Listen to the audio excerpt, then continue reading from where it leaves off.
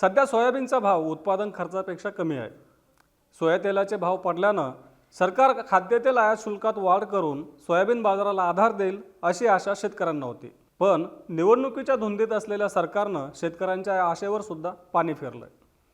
सरकारनं सध्या जे खाद्यतेल आयात शुल्क कमी केलंय त्याला 1 वर्षाची मुदतवाढ दिली आहे। मग आता याचा परिणाम काय होणार?